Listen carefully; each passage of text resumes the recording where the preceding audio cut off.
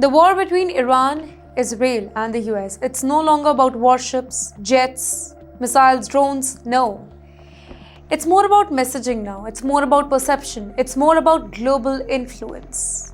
Welcome to TimesXP's War Report with me, Dhriti Atre. And just now, Iran has mocked Europe by saying that it could protect Greenland. While this comment, it may sound really bizarre at first, but it carries a deeper strategic meaning, and that too in the middle of the rising tension.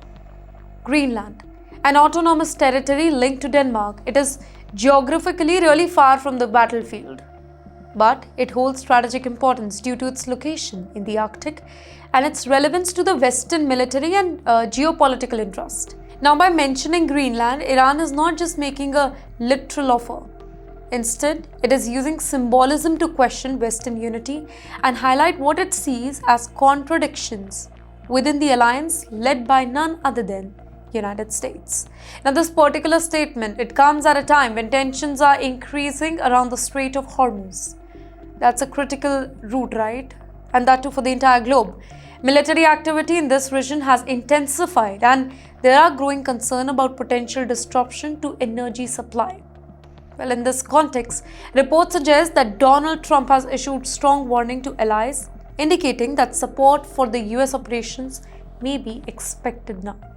However, not all allies appears to be fully aligned here. Some European voices have reportedly described the whole situation as a war of choice, signaling that they don't want to be deeply involved here. Well, this difference in approach, that is significant.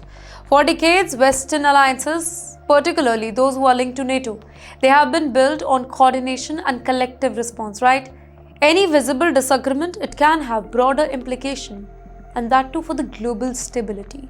Now here, Iran's statement therefore is seen as part of a broader narrative strategy.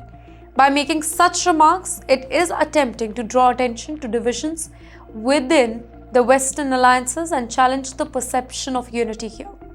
Ladies and gentlemen, in modern conflict, this kind of messaging plays an important role. It could influence the public opinion, shape diplomatic position, and create pressure without any direct military action. And yes, at the very same time, the economic dimension of this conflict, it is becoming far more pronounced, I would say.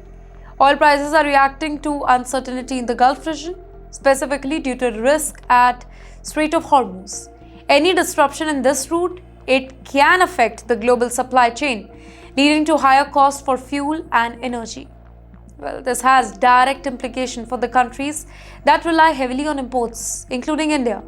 Rising energy prices can contribute to the inflation and impact the economic growth here.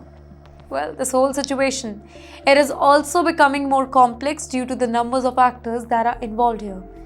Well, count it. The US, European nation, Gulf countries, regional powers, all are navigating their own interests and priorities here. Well, as these interests begin to diverge, managing the conflict, it becomes more and more challenging. Even small differences in strategy or messaging, it can influence the overall direction of the events. Now, from a geopolitical perspective, the current developments raised important question about the future of global alliances. Well, if disagreements continue to grow, then this could reshape how all the countries cooperate in security and economic issues. This could lead to new alignments, changes in strategic partnership, and a shift in the balance of power. And at this stage, Iran's comment about Greenland, it remains symbolic rather than operational. However, it reflects a broader trend in modern conflicts where communication and perception, they are as important as military capability, statement, narrative, public messaging. They are increasingly being used as tool to influence the outcomes.